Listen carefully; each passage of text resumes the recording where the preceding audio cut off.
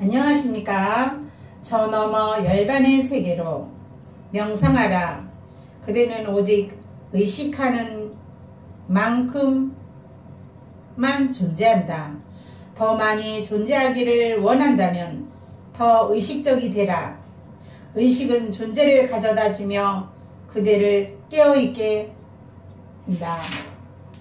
저 너머 열반의 세계로 이 경을 설하는 인연은 언젠가 나는 이렇게 들었다. 스승께서는 슈라바스티에 머물고 계셨다. 아침 일찍 스승께서는 옷을 입고 가사를 걸치신 다음 밥그릇을 들고 탁발하기 위해 큰 도시인 슈라바스티로 들어가셨다. 탁발에서 돌아와 공양을 마치신 다음 스승께서는 의발을 치우시고 발을 씻으시고 그분을 위해 마련된 자리에 가부좌를 틀고는 몸을 굳게 펴고 앞쪽에 주의를 집중하고 앉으셨다. 그때 많은 비구들이 스승이 계신 곳으로 다가섰다. 그들은 스승이 발밑에 머리를 조아려 경의를 표하고는 스승의 주변을 오른쪽으로 3번 돈 다음에 한쪽으로 가서 앉았다. 수보리가 가르침을 청함 그때 장로 수부터 그 대중들의 곁으로 와서 앉았다.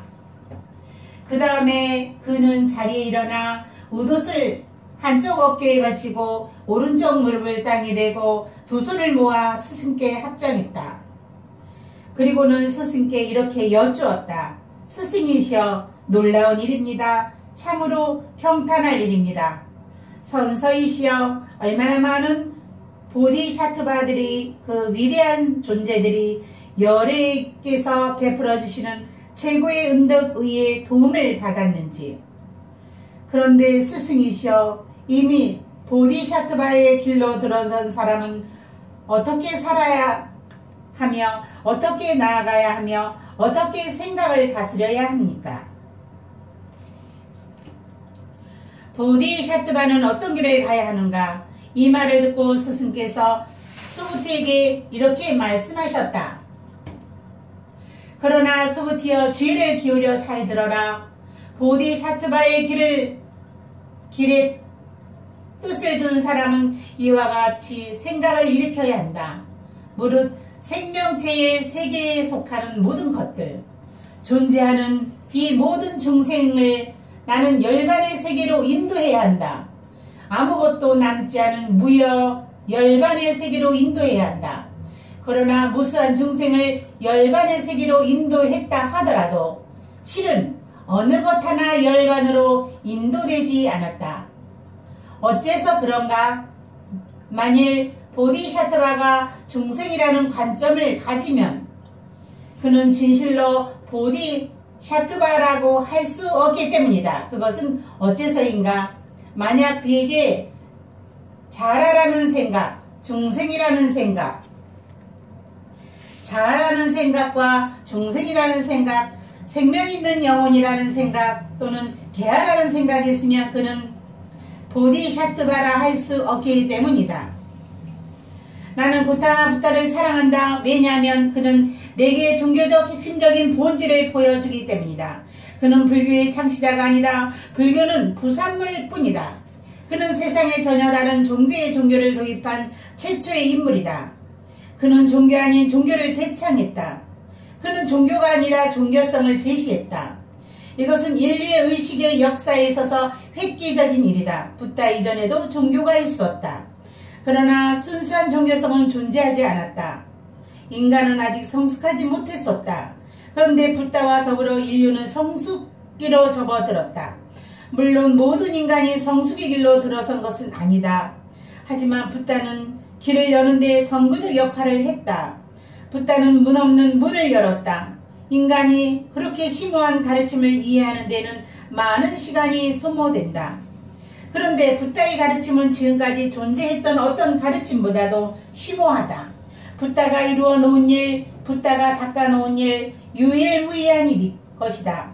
부타처럼 순수한 향기를 퍼뜨린 사람은 아무도 없다. 종교를 창시한 다른 사람들, 깨달음을 얻은 다른 사람들은 청중과 타협했다. 하지만 붓다는 청중과 타협하지 않았다. 이것이 그의 순수성이다. 그는 사람들이 무엇을 이해하는 자에 대한 무관심이다. 다만 진리가 무엇이냐 하는 것에 관심이 있을 뿐이다.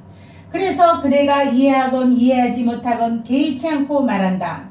이것은 일면 매정해 보인다. 그러나 다른 면에서 모든 이것은 커다란 자비심이다. 진리는 있는 그대로 말해져야 한다. 대중과 타협하는 순간, 진리를 일반 대중의 평범한 의식 수준으로 끌어내리는 순간 그 진리는 영혼을 잃고 빈 껍데기만 남는다. 그 순간 진리는 죽어버린다. 그러므로 진리를 인류의 수준으로 끌어내려서는 안 된다. 인류가 진리의 수준으로 올라가야 한다. 바로 이것이 붓다의 위대한 점이다. 2500년 전 어느 날 지금 같은 아침 시간에 금강경이 태어났다. 그곳에는 1250명의 승려가 모여 있었다. 그것은 슈라바스티에서 있었던 일이다. 그 당시에 슈라바스티는 커다란 도시였다. 슈라바스티라는 단어는 영광의 도시라는 의미이다. 슈라바스티는 고대 인도의 영화의 도시 중에 하나였다. 90만 가구가 그곳에 살고 있었다. 그런데 지금 그 도시는 완전히 자취를 감췄다. 아주 작은 마을이 그 자리에 남아있을 뿐이다. 이젠 지도에서도 슈라바스티라는 지명을 찾을 수 없을 것이다. 도시명조차 사라졌다. 지금 그곳은 마헤트라는 이름으로 불린다. 그곳에 그토록 거대한 도시가 있었다는 오는 상상하기조차 힘들다. 하지만 만물은 끊임없이 변하는 법이다. 그것이 삶의 길이다. 한때 도시였던 곳이 공동묘지처럼 황폐해지고 공동묘지였던 도시가 들어선다. 그렇게 삶은 변화무쌍한 흐름이다. 붓다는 슈라바스티라는 이 도시를 사랑했음에 틀림없다. 그는 45년 동안 가르침을 줬는데 이 슈라바스티라는 도시에 25년을 머물렀다. 그는 그 도시의 시민들을 사랑했음에 틀림없다. 그 도시인들은 매우 진보된 의식을 갖고 있었을 것이다. 붓다의 위대한 경정들 모두가 거의 모든 경전이 슈라바스티에서 태어났다. 이 금강경 또한 이 슈라바스티에서 태어났다. 이 경전의 산스크리트어의 이름은 거기엔 벼락처럼 단번에 자르는 지혜의 완성이라는 의미가 들어있다. 그대가 허용하기만 한다면 붓다는 벼락처럼 단번에 그대를 자를 수 있다. 붓다는 그대의 목을 자를 수 있다. 그대를 죽이고 다시 태어나도록 도울 수 있다. 붓다는 살인자인 동시에 어머니가 되어야 한다. 한편으로 그는 살인을 해야 하고 다른 한편으로는 새로운 생명을 부여해야 한다. 그 새로운 탄생은 낡은 것이 파괴되어야만 가능하다. 낡은 것이 타고 남은 죄에서 새로운 것이 탄생한다. 인간은 불사조이다. 신화에 나오는 불사조는 그는 신화적인 존재에 그치지 않는다. 그것은 하나의 은유이다. 불사조는 인간을 상징한다. 인간을 제어하고 나면 불사조는 어디에도 존재하지 않는다. 인간은 죽어서 다시 태어나야 하는 존재이다. 그것이 예수가 니고데모에게 했던 말의 의미이다. 니고데모는 사람들을 가르치는 고수였으며 학식 있는 납비였다. 그리고 예루살렘의 주요 사원을 관리하는 위원 중에 한 사람이었다. 어느 날 밤 그는 예수를 만나러 갔다. 그는 낮에 예수를 찾아갈 만한 용기가 없었다. 그는 사람들이 무엇이라고 말할지 두려웠다. 그는 대단히 존경받는 인물이었다. 그런데 떠돌이 선생을 찾아간다는 것은 모든 랍비와 지식층에 의해 경원시되는 인물을 찾아간다는 것은 도둑과 주정뱅이, 창녀들과 어울려 다니는 자를 만나러 간다면 하지만 그의 마음속에는 예수를 만나고자 하는 열망이 너무 강했다. 아마 그는 예수가 사원으로 걸어 들어오는 모습을 보았다. 그는 예수를 보고 모이시 깊은 곳에서 강렬한 느낌을 받았음에 틀림없다. 그래서 그는 자신을 주체할 수 없었다. 어느 날 밤 예수의 주변에 있던 모든 사람이 떠나고 제자들마저 잠자리에 들었을 때 니고데모는 예수를 찾아가 물었다. 신의 왕국에 들어가려면 어떻게 해야 합니까? 예수가 말했다. 그때 그대가 죽지 않는다면 아무 일도 가능하지 않으리라. 신의 왕국에 들어가려면 먼저 그대가 죽어야 한다. 지금의 그대를 죽여야 하리라. 그래야만 내면의 존재가 다시 태어날 수 있다. 본질적인 존재가 표면으로 표현되기 위해서는 에고가 죽어야 한다. 그것은 벼락처럼 한 번에 절단해 버린다. 그것은 단 한 방에 그대를 끝잡는다.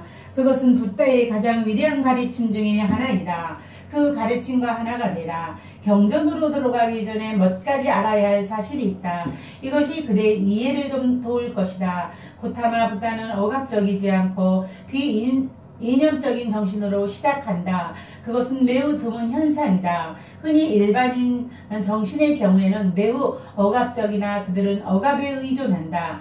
그러나 그들은 인간에 변형시키지 못한다. 오히려 인간을 불구자로 만들 뿐이다.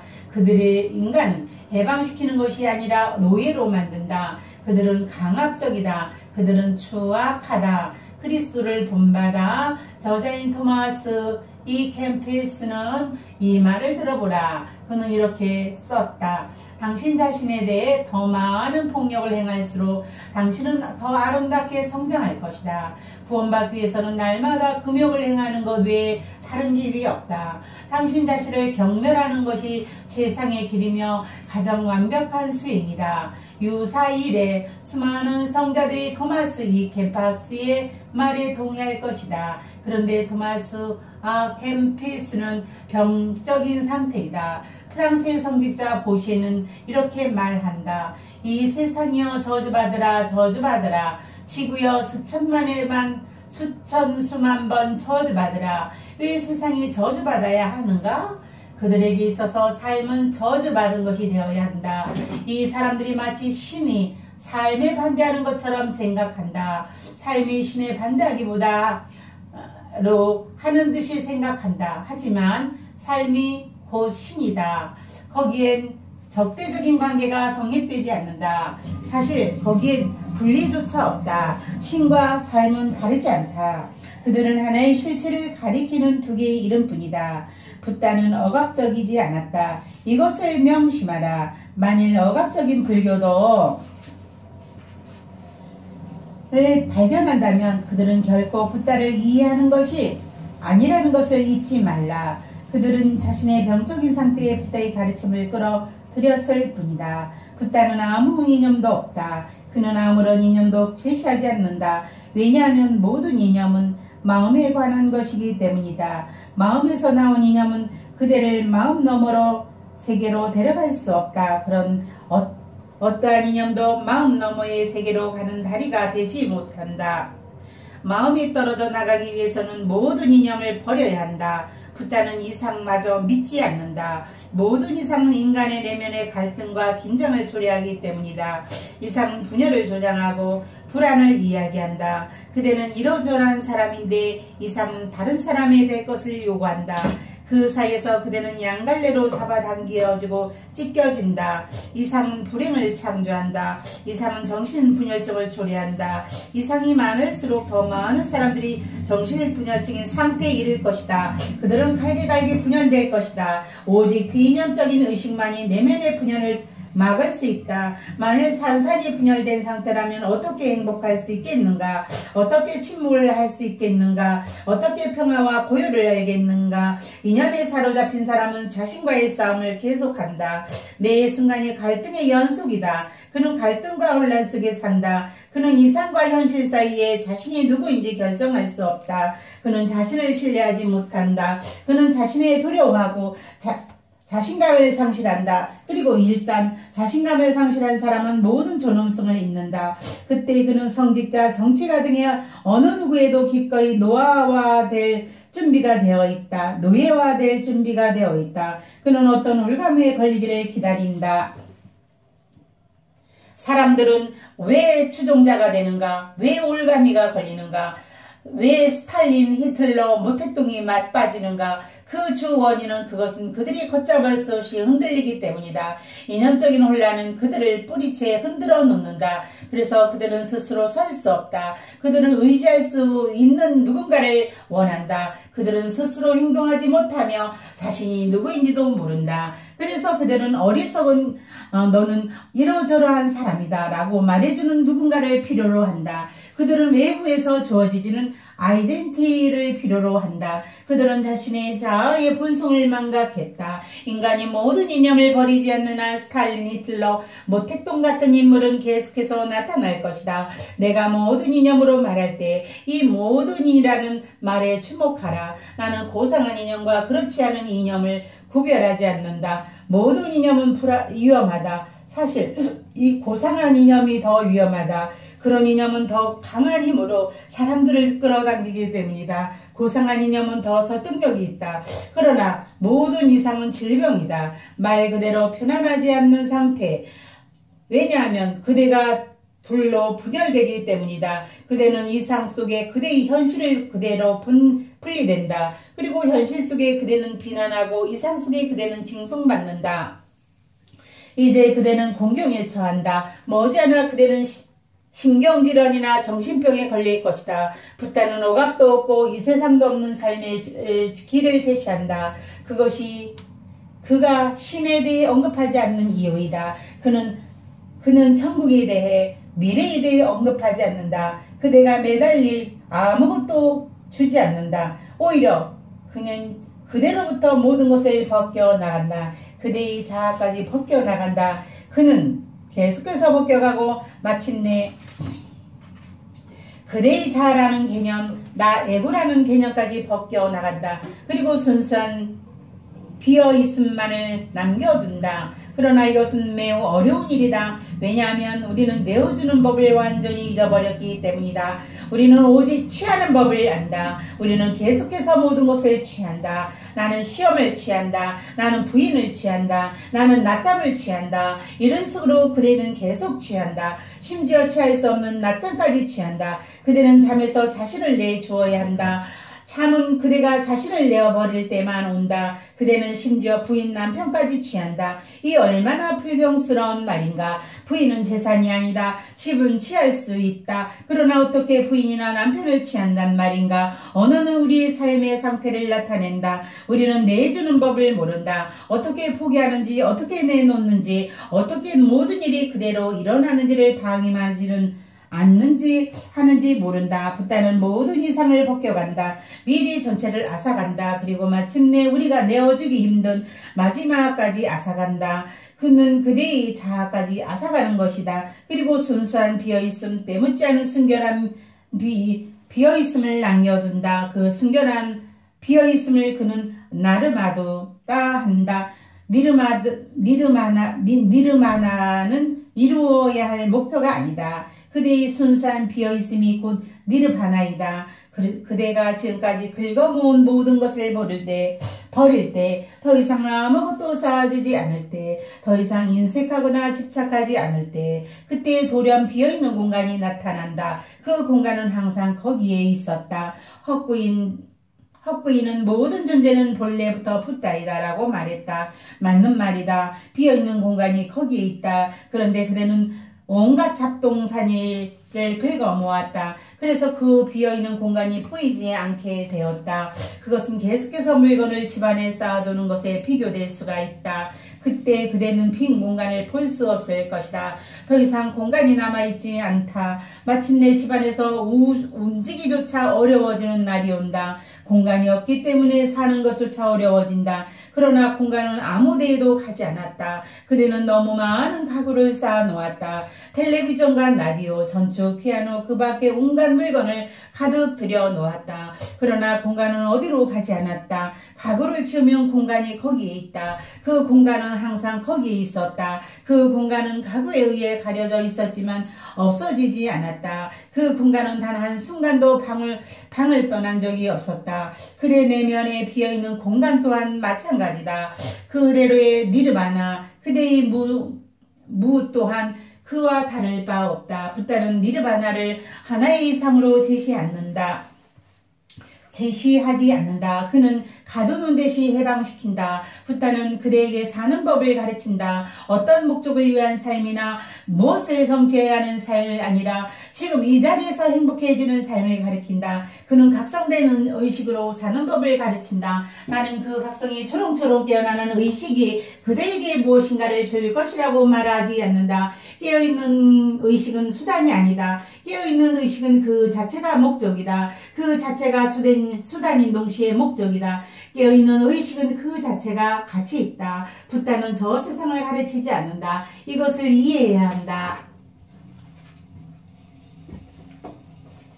사람들은 이 세상에서 산다. 그런데 성직자들은 계속해서 저 세상을 가리킨다. 그들이 말하는 저 세상은 사실 다른 세상이 아니다. 그럴 수가 없다. 왜냐하면 그것은 똑같은 세상을 좀 더 개량하고 뜯어고친 것에 불과하기 때문이다. 그대가 무엇을 근거로 저 세상을 창조하겠는가? 그대가 아는 세상은 오직 이 세상뿐이다. 물론 그대는 이 세상을 좀 더 낮게 개량하고 손질할 수 있다. 더 아름답게 장식할 수 있다. 몇 가지 추한 것을 제거하고 아름답고 생각되는 몇 가지를 추가할 수 있다. 그러나 그렇게 해서 만들어진 저 세상은 이 세상의 경험으로부터 나온 것이다. 그대가 만든 저 세상은 이 세상과 별로 다르지 않다. 그럴 수 없다. 저 세상은 이 세상의 연속선상에 있다. 그것은 그대의 마음에서 나온 것이며 상상에 빚어낸 게임이다.